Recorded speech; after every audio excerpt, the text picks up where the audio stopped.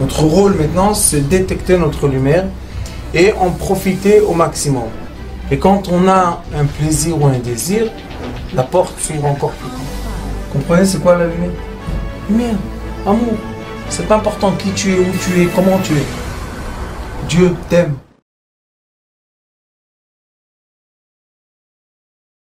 On va voir une scène presque théâtrale dans la paracha de Vaïgash. Et d'après le comportement des caractères qu'on va voir dans cette scène, vous allez voir à quelle profondeur peuvent arriver les gens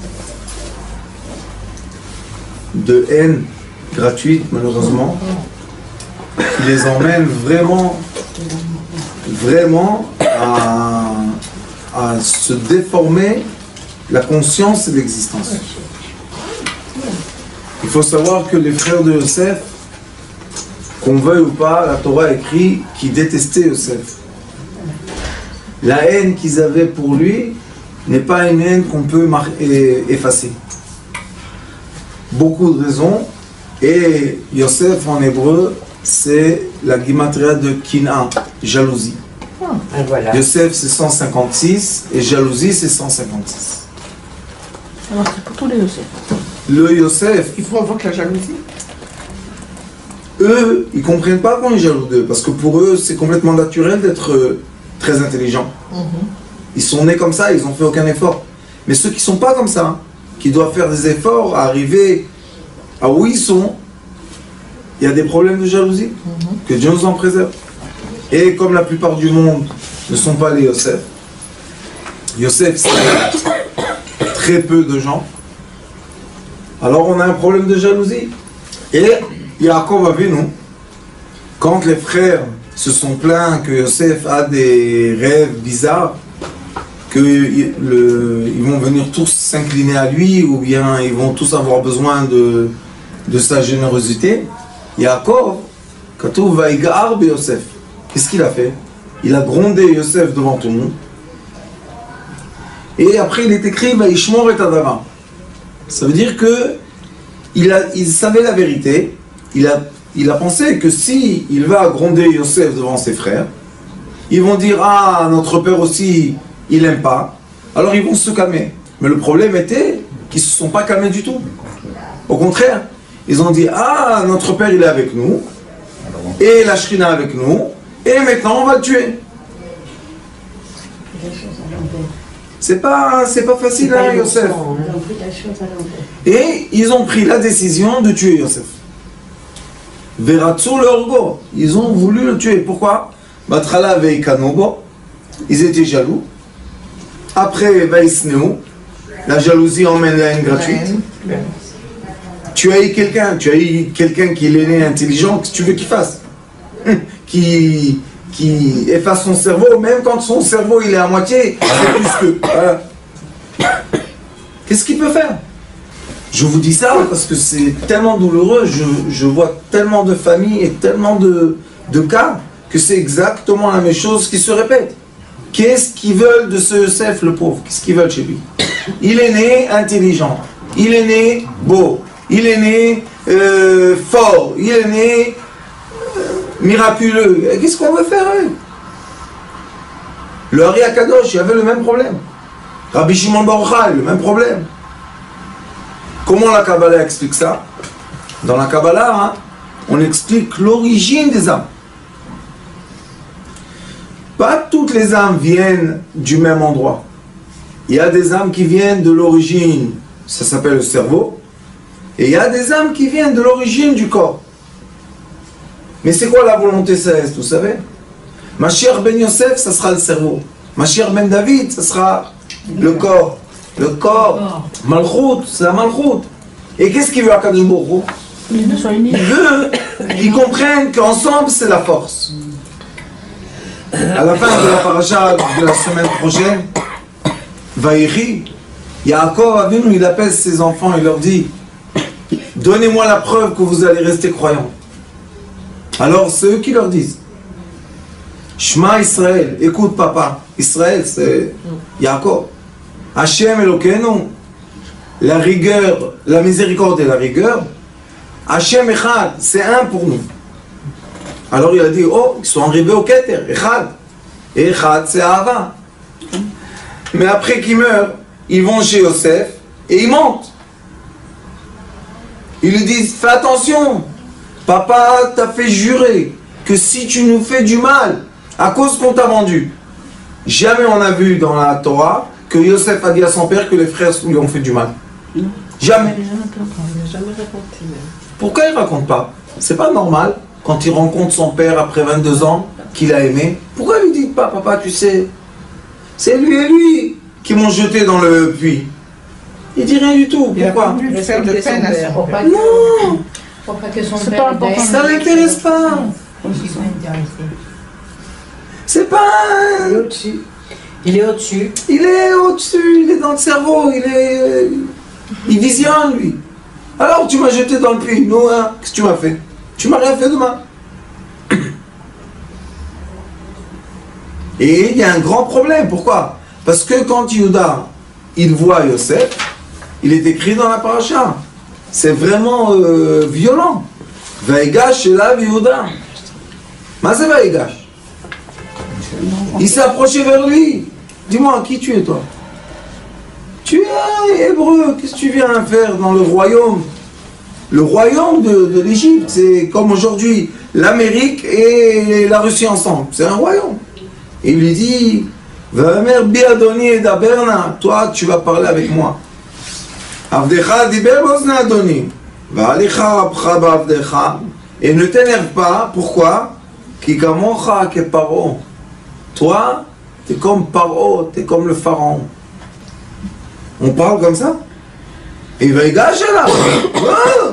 Il lui dit, toi, qui tu es? Il y a le Kout, ça s'appelle le Kout Ma'am Loez, qui raconte les histoires de... Et il dit là-bas, dans le Kout Ma'am Loez, il dit que Yehuda, tellement il lui a montré qu'il est énervé, un cheveu de son corps s'est redressé et a fait un trou dans l'habit en fer. Il a dit, toi qui tu es, toi? Tu vas nous arrêter à nous, les frères des enfants de Yaakov, on va t'exterminer. Comme ils ont tué Shrem. Shrem, les gens pour Dina. Deux ont tué Shrem. Alors nous tous, on va renverser l'Égypte. Qu'est-ce qu'il a fait? Il a tapé de son pied. Qu'est-ce que c'est toute cette histoire-là de violence et de... Yosef, il est assis sur son trône. Il parle pas. Il dit rien. On le menace, il dit rien. Son fils Ménaché, il dit que... Comme ça, tu parles à mon père? Il s'est levé, il a donné un coup par terre, il a tranché l'Égypte, il a fait tomber par haut. Quand Yehuda a tapé, Ouais. Égypte A bougé. a tremblé. Mais quand Ménaché a tapé, il a coupé l'Égypte en deux, Ah. et Pharaon est tombé du trône de 70 étages. Qu'est-ce qui se passe? Pourquoi toute cette violence? C'est toujours la haine alors. Ou la peur. Quand on haït quelqu'un, on a peur de lui. lui. Mais c'est... C'est de l'imagination pure. Mais ils avaient peur parce qu'ils se rappelaient de ce qu'ils avaient Parce fait. qu'ils avaient du rebond. Bien sûr qu'il savait très Mais ce sont les enfants de Yaakov. Ça y est, Yaakov, c'est Israël. Maintenant, je vais vous dire un grand secret. Si étant parents, on n'a pas résolu un problème dans notre vie, nos enfants vont le résoudre. Si étant parents, on n'a pas demandé pardon à tout ce qui existe sur terre, et on a accepté tout ce qui existe sur terre, nos enfants vont revenir, vont revoir, vont revivre tout. Nous, on doit bénir nos enfants qui aient leur vie et non pas notre vie. Si les parents, par exemple, ils n'ont pas l'amitié entre les frères, c'est pas... il n'y a pas d'amitié. Après, les parents, ils pleurent que leurs enfants n'ont pas d'amitié entre eux. C'est normal. Qu'est-ce qu'ils ont vu? Ils ont reproduit ce qu'ils faisaient. Pour eux, c'est naturel de se comporter comme leurs parents. Maintenant, les parents, ils ont mal de ça. Qu'est-ce que tu peux faire?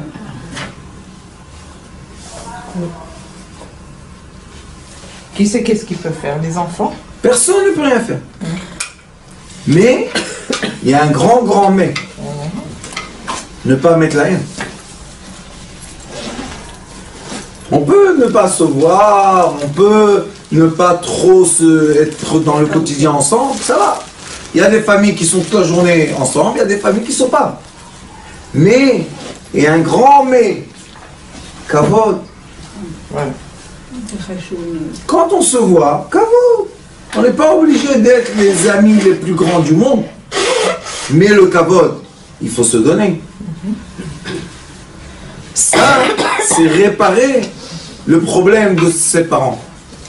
D'accord? On hérite, on a l'héritage des choses. Et dans cette paracha, on voit, c'est affreux ce que je vous dis, c'est affreux. Yaakov, quand il revient de Lavan, il prépare une guerre entière contre son frère. Il allait presque exterminer toute la terre d'Israël, tellement il est venu.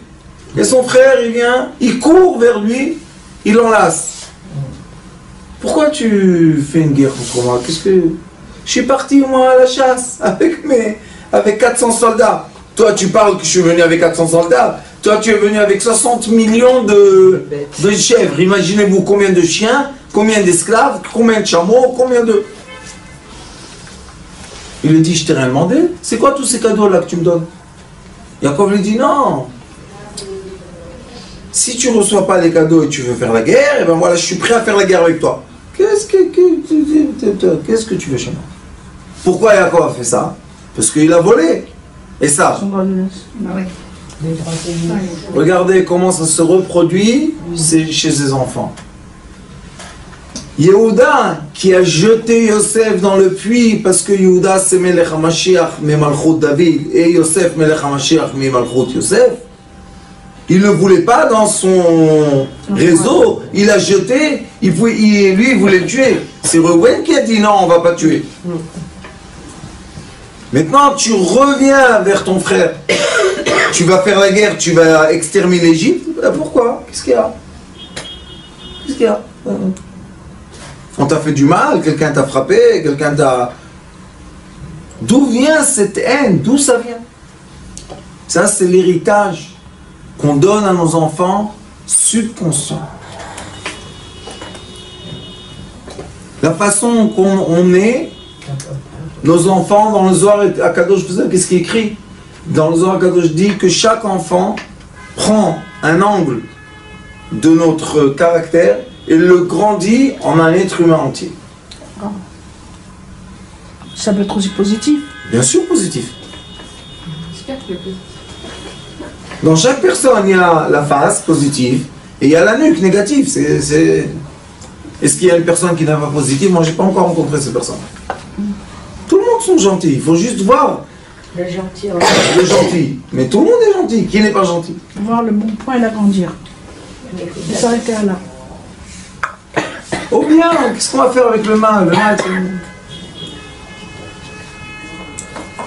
Alors Yosef, Hatzadik, il est assis sur son trône. Et pourquoi dans la paracha, on n'entend pas Yosef parler?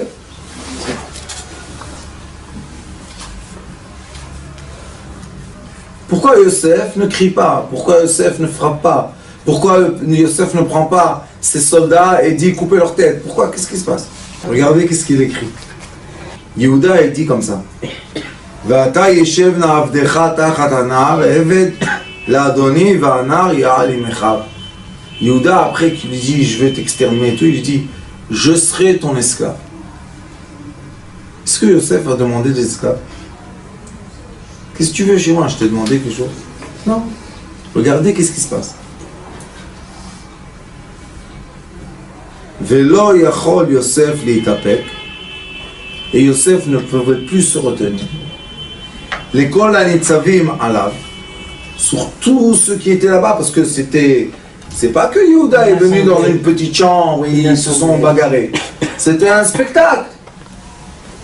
Vaikra Otsu Korakish me'alay. Je demande d'enlever Il a fait sortir Tout le monde. Qu'est-ce qui s'est passé? Velo amad ish ito beitvada Yosef elecha. Personne n'était quand Yosef a fait quoi? Il s'est dévoilé à ses frères. Maintenant, regardez qu'est-ce qui se passe. Vaïten et kolo bivri. Vaishmeu Mitzrayim vaishma bet paro. Pourquoi il pleure? C'est lui le roi, c'est lui qui a les soldats, c'est lui qui a toute la richesse du monde dans ses mains, c'est lui le plus puissant qu'il y a sur terre. Qui c'est Yehuda celui-là? Il fait apti, hop. Mais c'est son grand frère. Un des plus grands travaux qu'on a à faire dans notre vie, c'est de grandir. De oublier ce qu'on était quand on était jeune. C'est pas possible à l'âge de 50 ans affronter son frère ou son père ou sa mère comme un enfant de 9 ans ou 10 ans. Et la plupart des gens, leur âge sentimental ne grandit pas. On voit des gens adultes se chamailler comme des bébés et tu te dis quoi? Ils ont 60 ans ceux-là ou quoi? Quel est le problème? Le problème est qu'on ne nous a pas éduqués d'évoluer. On ne nous a pas éduqués de quoi? De grandir et être aujourd'hui l'âge qu'on a aujourd'hui. Il y a des gens de 60 ans qui pensent qu'ils ont 20 ans. Et ils font des bêtises comme à 20 ans. Et après le dos se travaille. À 20 ans, tu avais un muscle et un squelette certain. Et à 60 ans, il faut aller un peu plus doucement dans la rue. Il ne faut pas courir. Il ne faut pas lever 2 pastèques dans chaque main. N'empêche que tu étais capable quand tu avais 20 ans. Alors Yosef, la question qui se posait, pourquoi Yosef pleure? Qu'est-ce que tu as pleuré? Tu peux dire, je te pardonne. Tu peux dire, je suis Yosef. Pourquoi il doit renvoyer tout le monde autour de lui? Mais il est écrit, Vaishma bet paro. Tout le monde a entendu qu'il pleure. Donc il n'a pas pleuré. Parce qu'il a vu que 22 ans ont passé et rien n'a changé. Mais lui, Yosef, 22 ans ont passé, il est devenu le roi d'Égypte. Ses frères, 22 ans ont passé. Ils sont toujours pareils. Ils sont restés à la même petite tribu, à Canaan, là-bas, en train de manger des herbes. Il a pleuré. Regardez ce qu'il dit. Vayomer Yosef elecha. Yosef dit à ses frères, Ani Yosef. C'est moi le Yosef que tu viens de me raconter, parce qu'il y a une histoire qui lui raconte qu'un des frères a été mangé par un animal, Toraf Yosef. C'est un mensonge. Le Malbim dit comment la Torah écrit des mensonges. Mais c'est quoi un mensonge? C'est pas une vérité. La vérité appartient à la personne. Si pour eux la vérité était de dire à Yaakov que Yosef a été dévoré par un animal, parce qu'ils étaient sûrs que ça se passe comme ça, alors pour eux c'est leur vérité. Ils sont restés dans la mémoire d'une vérité qui n'a jamais existé. Yosef, il est au milieu. Et regardez ce qu'il dit. Ani Yosef, encore une fois, il dit, Aod Avichai, est-ce que mon père est vivant? Vous savez qu'est-ce qu'il leur fait? Il leur dit quoi? Vaïgashela, tu étais en face de moi. Et il est écrit que Yosef était exactement le visage de son père. Tu vois pas ton père devant toi? Ils ne veulent pas voir. Vous avez compris le choc? Et pourquoi ils disent pas notre père? Pourquoi il leur dit pas notre père, qui dit mon père? Parce que si eux, en voyant Yosef, ils n'ont pas reconnu leur père, alors c'est pas leur père. Effectivement, c'est pas... Si eux, ils étaient capables de mentir à leur père, lui faire du chagrin 22 ans pour un mensonge, alors ça veut dire que c'est le père. Oui, parce qu'on dit mon père. Si vous avez pitié de notre père, eh ben c'est notre père. Mais non, c'est mon père. Pourquoi c'est mon père? Je suis le seul des frères qui ressemble à notre père. Qu'est-ce qu'on voit? C'est une pièce de théâtre. Pourquoi? Parce que Yosef Hatzadik est au milieu. Il y a Yaakov et il y a Yehuda. Yehuda a fait du chagrin à Yaakov 22 ans. Pourquoi? Pour le décès de Yosef. Donc lui, dans sa conscience, Yosef n'existe plus. N'existe plus, voilà. Il a effacé. Mais il est écrit dans les livres, vous savez, du Ari Akadosh, il est écrit Amet Mishtakach Menalev.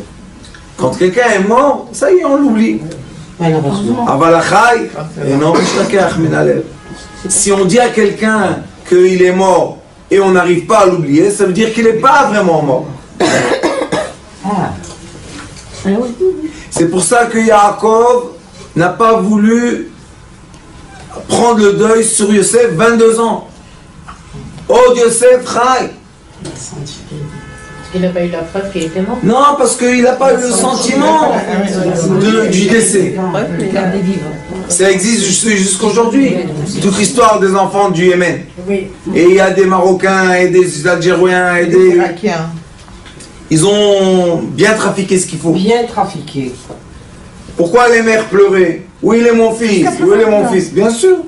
Et qu'est-ce qu'ils disent? Elle est folle. Une mère est folle. Une mère, elle sait si ses enfants sont morts ou sont pas morts. Ouais. Des fois, des femmes, elles sont enceintes. Elles ressentent, ça y est, il est mort. Elles vont chez le docteur juste pour qu'il lui dise qu'il est mort. Mais elles sentent qu'il est mort. On ne peut pas oublier quelqu'un vivant. On ne peut pas l'oublier, il est vivant. Pourquoi? Parce que son énergie est dans le monde, les ondes qui créent sont là. Mais Yosef, qu'est-ce qu'il a dit? Ani Yosef, à Od Avichai. Est-ce que vous n'avez pas vu que vous parlez avec Yaakov?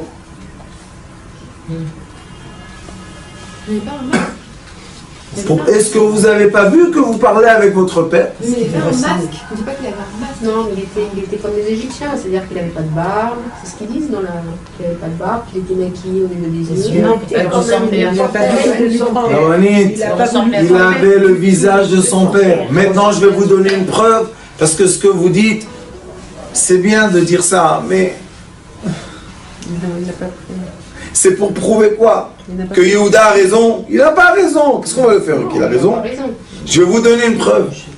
Il est écrit que Yosef, quand il était avec la femme de Potiphar dans la chambre, qu'est-ce qu'il a été écrit? Il a vu son père. Il a vu le visage de son père en face de lui. Vous savez pourquoi? Parce que le Midrash dit qu'elle a mis toute la chambre, il y avait des miroirs. Alors Yosef, à un moment, il est écrit qu'il était sur elle. Il a vu en face de lui, qu'est-ce qu'il a vu? Ça fout à lui en vrai. Il a vu son visage. Mais non, il a vu son père. Alors il a dit, moi, je suis le fils de mon père, je vais faire une chose comme ça? Non, même si je veux recevoir la prison. Alors maintenant, Yehuda, tu as le même épreuve. Tu vois en face de toi, Yosef Hatzadik qui est Yaakov. Et vous savez c'est qui? C'est Adam Arishon. C'est des visages pas ordinaires comme nous. C'est le premier homme, c'est Yaakov Avinu, c'est Yosef Hatzadik, c'est des visages impressionnants. Et Yehuda vient, toi tu es... Toi tu m'appelles Paro, moi Paro. Comment tu as vu Paro toi? C'est pour ça qu'il pleure. Il dit, tu dis à ton père Paro, vous imaginez un peu? Oui. Extérieur, la plus extérieure. Au moins, elle dit rien. Ou bien elle dit, je suis, comment dire, je vais changer moi contre mon fils. Tu peux dire ça, contre mon frère. Mais pourquoi toute cette... Bah, les gars, je l'ai vu, moi je donne. Allô, calme-toi. Parce que quand les gens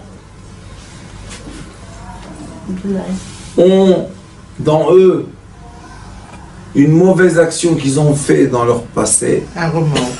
et ils n'ont pas nettoyé, c'est ce que je vous dis, que cette bêtise-là qui s'appelle la culpabilité, c'est une bêtise. Pourquoi? Parce que ça transforme la personne en animal. Ça suffit, tu as fait une erreur, demande pardon, laisse l'erreur derrière toi. Mais si tu la prends avec toi, maintenant elle va te déformer la tête. À quel point? Au point que tu peux voir en face de toi Yaakov et le traiter Paro. Ki kamocha ke Paro. Les sages disent oui, on va t'exterminer comme Paro. Yaakov est devant toi. C'est la haine qui les rend aveugles.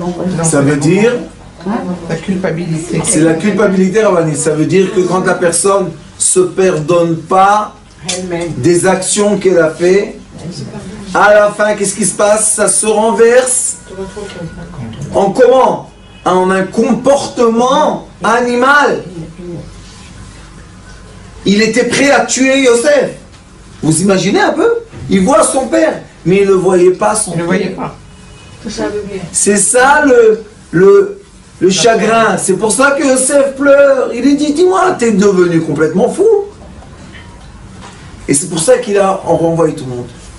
Il a dit, je ne veux pas faire honte à mes frères. Pourquoi? Parce que Yaakov va venir. Nous, on a seulement une petite partie de l'histoire. Mais il faut regarder l'histoire en grand. Tous ceux qui étaient à côté de Yosef, ils ont entendu Yehuda parler comme ça avec lui. Yaakov, il va venir en Eretz Mitzrayim. Qu'est-ce qu'ils vont faire? Ils vont voir le double de Yosef. Ils vont se dire, comment le fils a parlé comme ça sur le père? Alors Yosef, imaginez-vous, il ne voulait pas les intimider. Il ne voulait pas qu'il ait honte. Comment on dit en japonais, vous savez? L'archoum. Il ne voulait pas l'archoum.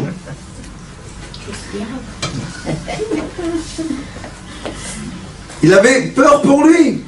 Non. Et eux, ils continuent avec leur histoire. Et ils continuent avec les mensonges. Vous savez combien de fois dans cette paracha, Yosef pleure? 8 fois il pleure. Le maître du monde, tu pleures. Maintenant, on va se poser la question. Pourquoi Yosef ne sait pas parler? Parle, exprime-toi. Et on voit Yehuda, tout un discours. C'est comme vous allez au tribunal. Il y a un avocat qui donne ses discours et et un autre avocat, il dit quelques mots et c'est fini. Qui va gagner? Celui qui a fait un grand discours. Nous, Yosef, pourquoi tu parles pas? Vous savez pourquoi il ne sait pas parler? Parce que quand il voit Yehuda se comporter comme il se comporte, il n'a aucune parole pour lui. La différence est tellement grande que qu'est-ce qu'il va lui dire? Quand il est parti voir Paro, Yosef, il avait un grand discours. Le rêve et les vaches et tout ce que... Il savait parler. Pourquoi? Parce que Paro était à sa hauteur. Ah oui, c'est ça. Yehuda, tout le temps avec la force. Tout le temps avec l'audace. Qu'est-ce que tu veux que je te parle? Quels sont les points communs entre nous? Aucun point commun. Ce sont deux discours différents. D'où viennent les discours différents malgré qu'on parle la même langue? Ben parce qu'ils grandissent pas, il y en a un qui grandit pas et qui veut pas. Parce qu'il y en a un qui Qui est dans vient... la vérité et un qui est dans le mensonge. Non, Non, non. c'est de la polarité, Ravani. Regardez, ça c'est un feutre. Est-ce que ça c'est le feutre? Non, c'est une partie du feu. Oui, c'est le film. Et ça c'est pas le feutre? Si, Ça c'est noir et ça c'est blanc. Quelle couleur a le feutre? noir et blanc. Noir et blanc. Non, il est noir. Les Parce deux, que Noir. c'est pas le feutre, ça. C'est quoi ça? C'est le plastique. Si un enfant vient dans la chambre, je lui dis, dis-moi c'est quoi ça? Il va te dire le feutre. Et ça, le feutre. Et ça, le feutre. Alors c'est quoi le feutre? Ça s'appelle polarité. Toute existence dans ce monde ne peut pas vivre sans polarité. La polarité, c'est ce qu'on appelle l'énergie. Pourquoi? Le changement, la différence entre les pôles fait qu'il y a un mouvement.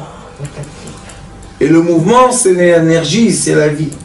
Donc Yosef et Yehuda, c'est deux polarités. Ils sont extrêmes. Un, on voit aussi quand Yosef, on parle de l'histoire de Tamar. Il vient, il est avec sa belle-fille, et il emmène 2 enfants, et la vie continue, personne ne s'arrête.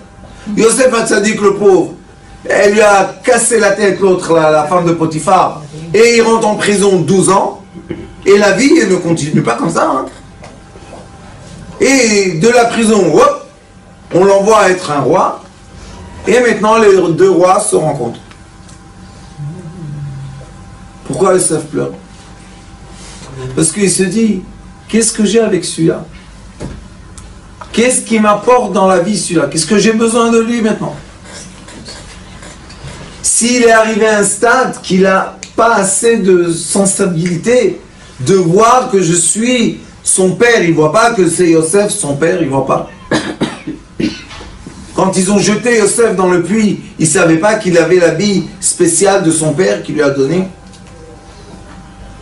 Et qu'est-ce qu'ils font par cruauté? Ils prennent l'habit que Yaakov a donné à Yosef et lui emmènent plein de sang. Vous savez la force qu'ils ont eue? Ils ont tué un lion pour le mettre dans le sang. Non, alors ils étaient forts ou pas? Ah, jusqu'à où va la haine? Jusqu'à où? C'est pour ça que Yosef pleure. Il leur dit quoi? Vous n'avez pas compris? Et quand il rencontre Binyamin, il pleure encore une fois. Pourquoi il pleure? Le Midrash dit, là vous connaissez le Midrash, il dit Al-Khurban Bet HaMikdash Val-Khurban Mishkan Shilo. Ils pleurent un sur l'autre que le temple a été détruit. Pourquoi ils pleurent? Parce qu'il y avait la haine gratuite. Et la haine gratuite, c'est elle qui crée que le temple se détruit. Alors ils ont pleuré un sur l'autre. Et Yosef leur dit, jusqu'à où et jusqu'à quand cette haine gratuite? Ça, Yosef a pleuré. Ça, il a pleuré. Il a dit, Aod Avichai, tu vois pas avec qui tu parles? De ça, il a pleuré.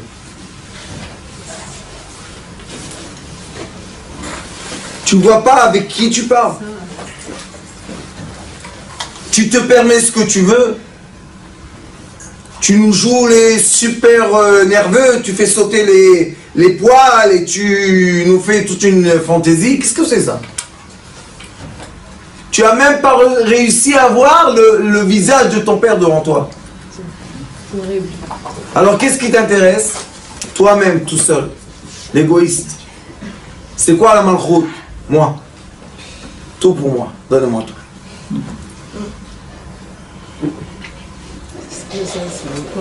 Et Yosef dit, je suis venu, je vous ai avancé. Pourquoi? Pour vous donner à manger. Je suis là, pas pour moi. Je suis là pour vous. C'est un problème qui vient de la Torah. C'est le problème qu'il y avait entre le premier homme et le serpent. C'est le premier problème qu'il y avait entre Avraham Avinu et Lot. C'est le problème qu'il y avait entre Yitzhak et Ishmael. C'est le problème qu'il y avait entre Esav et Yaakov. C'est le problème qu'il y a entre Yosef et Yehuda. Et ça continue, ça continue. Il y en a 2. Non, écoutez. Il y en a un qui a réparé ça. Une fois. Non. Moshe Rabbeinu. Moshe Rabbeinu. Moshe Rabbeinu, 7 jours et 7 nuits était sur la montagne. Et il parle avec Akadosh Baruch Hu. Et tous les commentateurs de la Torah disent qu'est-ce qu'il avait à lui dire. Vous savez qu'est-ce qu'il lui a dit? Donnez-leur. Si tu me donnes mon frère avec moi, oui. Sinon, non. Alors il dit pourquoi? Qu'est-ce que tu as besoin de lui? Il a dit Moshe et Aaron, Aaron et Moshe. Et Moshe était plus grand. Tu demandes ton petit frère? Oui, mais Moshe était bête. Non, Rabbani. Moshe a dit, moi je ne veux pas parler, mon frère sera mon porte-parole. Ouais. Pourquoi? Parce qu'il voulait qu'il y ait la paix entre les 2 frères. Moshe s'est humilié. Pour faire quoi? C'est Moshe qui a habillé Aaron. Vous savez quel habit il est habillé? prêtrise. C'est Moshe qui l'a emmené pour l'enterrer. Qu'est-ce qu'il nous a montré? Que le peuple d'Israël peut sortir de l'exil seulement quand Malchut Yosef et Malchut Yehuda, ils sont frères, ils sont amis. Il faut chercher tout le temps les points de l'amitié. Les gens ne comprennent pas. Ils ont parlé, vous savez, les discours qu'on connaît d'habitude. Un homme, c'est pas comme une femme. Blablabla. À un moment, ils m'ont fait mal à la tête. Je leur dis, hé, jusqu'à quand ces discours-là que les femmes c'est des monstres et les hommes, les pauvres victimes des monstres? Et ces gens la rigolade, mais c'est pas du tout une blague. Alors je leur ai dit, est-ce qu'un homme c'est une femme? Non. Est-ce qu'une femme c'est un homme? Non. Pourquoi tu veux qu'ils soient la même chose? Pourquoi? Je leur ai dit, Akadosh Baruch Hu a créé une sphère qui s'appelle homme, Adam, Echad, Adam. Ish Veisha, Adam. L'homme et la femme, c'est un être. Ne demande pas à la femme de devenir l'homme et l'homme de devenir la femme. Non. Au contraire. Enseigne aux gens que quoi? Yesh Malchut Bet Yosef, c'est l'homme. Et Yesh Malchut Bet Yehuda, c'est la femme. Chacun a sa place. Et quand chacun est à sa place mais uni, on a un feutre, on a un verre, on a une table, on a tout ce qu'on veut. Mais imaginez-vous, une fois j'ai été dans la rue en voiture. Et vous savez, toujours on a les yeux critiqués. Ah, t'as vu celui-là, t'as vu celui-là, comme ça. Je me suis dit, dis-moi, qui te permet toi de critiquer? Tu peux critiquer. Alors j'ai pensé, je voulais positiver. Alors qu'est-ce que j'ai dit? Nous, dans notre corps, qu'est-ce que les gens voient? Les membres intérieurs ou les membres ou ce qui est extérieur? Ce qui est extérieur. Il y a des cheveux, il y a des ongles, il y a des doigts, il y a des traits. J'ai dit, imaginez-vous que le doigt, il dit, hop, stop, qu'est-ce qu'il y a? Je suis critiqué, on me coupe, on me jette, ça y est, c'est fini. Alors qu'est-ce que tu veux faire? J'ai l'ADN du cerveau. Tout le monde honore le cerveau, et le cerveau... Eh bien, je transforme être un cerveau moi-même. Imaginez-vous ça. On peut vivre. Le cerveau, il ne sait pas marcher. Le cerveau, il ne sait pas manger. Alors comment on aurait vécu? Alors j'ai compris qu'Akadosh Baruch Hu, il a créé le tout, l'entier. Il y a les racines, il y a le tronc, il y a les branches, il y a les feuilles, il y a les fleurs, il y a le fruit. Ça s'appelle un arbre. Ça, c'est la paix entre les polarités. Et c'est ça ce qu'il attend de nous à Kadosh Baruch Hu. Vous savez, hier, j'étais tous les lundis, j'étudie avec Dr. Dreamer. Béhémet, c'est des discours très rares qu'on peut avoir des échanges comme ça avec quelqu'un qui voit, qui visionne tellement haut. Et hier, on a parlé des grandes lumières. Et j'ai dit, tu sais, c'est quoi la volonté céleste? Il m'a dit quoi? Il dit, lui, il veut que nous, les sages de la Torah, les sages de la médecine, les sages de la science, les sages, qu'on dise tous une chose. Quand on va être unis, alors le Mashiach va se dévoiler. Regarde comme ça. Il dit, de quoi tu parles? Je lui dis, tu sais, on dit qu'Einstein a inventé la physique quantique. Dans le Tikkun Zohar, Tikkun Ein, il y a une phrase qui dit que l'énergie, c'est des traits et des vagues. Regardez dans Google, écrivez physique quantique, ils vont vous dire, c'est une énergie qui va en traits et en vagues. J'ai dit, Rabbi Shimon Bar Yochai, c'était il y a 2000 ans. Comment il a écrit la physique quantique? Il m'a dit, eh ben oui. J'ai dit, tu sais c'est quoi le problème? Que les Romains, à son époque, ne voulaient pas accepter ça de lui. Ils ont dit non, les sages de la Torah, mettez-les dans les grottes. Les frères de Yosef n'ont pas accepté la sagesse de Yosef. Qu'est-ce qu'ils lui ont dit? Ah, toi, tu es devenu un savant, tu es devenu un docteur, tu es devenu un paro, tu es devenu... Non. On a gardé... Qu'est-ce que tu as gardé? L'image de ton père, tu as perdu. Et il est encore vivant. Et tu me parles de quoi, ce que tu as gardé? Alors Yosef, il pleure. Pourquoi? Il leur dit, venez, je vais vous enlacer. Pourquoi eux, ils ne viennent pas l'enlacer à lui? C'est qui le roi? Mais Yosef, il dit, moi, je suis rien du tout. On doit être unis. Ça a aidé quelque chose? Ça n'a rien aidé. Vous savez pourquoi? Parce qu'après, Yosef fait descendre son père.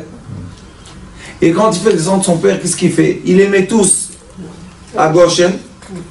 Et lui, il retourne à Ramsès, là-bas, dans les pyramides, être avec le pharaon. Et la prochaine fois qu'il voit Yaakov, c'est quand, 17 ans après, quand Yaakov va mourir. Non, c'est une vie, ça. Et il donne à manger au peuple d'Israël jusqu'à la fin de sa vie. 80 ans. Yosef nourrit, vous savez combien de gens? Yaakov, déjà, il a vu 600 000 descendants. Yaakov a vu. Et Yosef, allez, prenez le blé, prenez les moutons, prenez tout le bien qu'il y a dans l'Égypte, il donne à ses frères. Qui t'a demandé ça, Yosef? Il a dit, on se rapproche un peu, on est...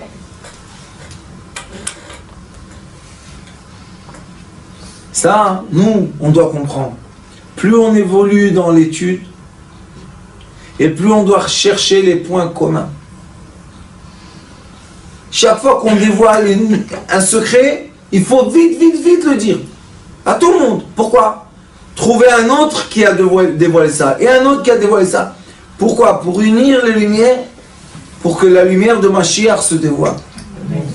Le Zohar Kadosh dit, le Mashiach va commencer à se dévoiler 5600 depuis le commencement du monde. 5600. Et dit le Zohar Kadosh Parashat Veira que sa lumière va commencer à rentrer dans la connaissance. Et après, l'homme, puisqu'il y aura un homme, l'homme se dévoilera. Mais ça veut dire quoi que la lumière du Mashiach rentre dans notre conscience? Qu'est-ce que ça veut dire? Alors Rabbeinu Bechaye, qui est un des commentateurs sur la Torah, explique. Il dit la séparation qu'il y a entre le savoir divin et le savoir matériel, c'est ça, les 6000 ans qui sont de séparation. Le 7e millénaire sera l'union. C'est quoi cette union, vous savez? Prendre de l'huile dans une chambre obscure et en transformer une lampe. Vous savez quelle sagesse c'est? De l'huile, un verre d'huile. On met une mèche de coton, on l'allume, la chambre est illuminée. Qu'est-ce qui illumine la chambre? La flamme, la mèche ou l'huile? Le tout. Ça, c'est Mashiach. Toujours l'ensemble, toujours être unis, malgré la différence, en connaissant la différence. En connaissant. En acceptant la différence, dit ma tante. Oui, je sais que tu n'es pas comme moi. Je sais. Et je t'aime quand même. Pourquoi? Parce que tu es comme Dieu a voulu. Est-ce qu'on s'est choisi? Yosef leur dit tout le temps, Elohim shelachani, ani mishu, ani klum, ma ani. Elohim shelachani, Dieu m'a avancé pour tout ça. Alors, pourquoi vous avez la haine contre moi? Pourquoi? Qu'est-ce que j'ai fait de mal, moi, Yosef? C'est Et pas ça, les parents qui ont donné la haine entre frères. pourquoi? Parce que les parents voulaient protéger l'enfant qui est spécial. Ouais. Mais ils ne comprennent pas que en lui faisant du mal devant ses frères, ça ne va pas le protéger, au contraire, ça va Activé. l'enfoncer. Yaakov a donné plus d'amour à Yosef, une seule raison. Parce que c'était le premier. Il s'est marié, tout ce mariage avec Lavan, parce qu'il était amoureux de Rachel. C'est tout. L'étude qu'on a de cette paracha, c'est une étude très importante. Les gens qui sont Yosef, écoutez-moi bien, ce sont les gens qui peuvent comprendre Yehuda. Le Yehuda ne comprendra jamais de sa vie Yosef. Point à la ligne. C'est impossible, vous comprenez? Alors qu'est-ce qu'il faut faire? Une chose. Et c'est ce que Yosef fait. Aimer. Il est descendu de son trône, il les a enlacés. Il les a embrassés. Il leur a donné à chacun des cadeaux. Pourquoi tu donnes des cadeaux? Il leur a dit, prenez du manger, prenez tout ce que vous avez besoin. Allez emmener mon père. Et faites vite. Pourquoi? Parce qu'il y aura encore 5 ans de sécheresse. C'est ça ce qu'on doit faire. On doit se reconnaître chacun à sa position. Et être très content de notre création. Moi, je suis l'homme le plus heureux du monde, que ma femme, c'est Yehuda cartésienne comme ça. Sinon, comment j'aurais pu vivre? Vous comprenez? Elle doit être très contente qu'elle a trouvé un mari qui est fait d'artifice toute la journée, il fait des... Non, pas? Oui, c'est de complémentaire. Mais ça, c'est l'amour. C'est l'union. Au lieu de te critiquer. Pourquoi tu t'es marié avec elle? Laisse-la tranquille. Pourquoi tu critiques?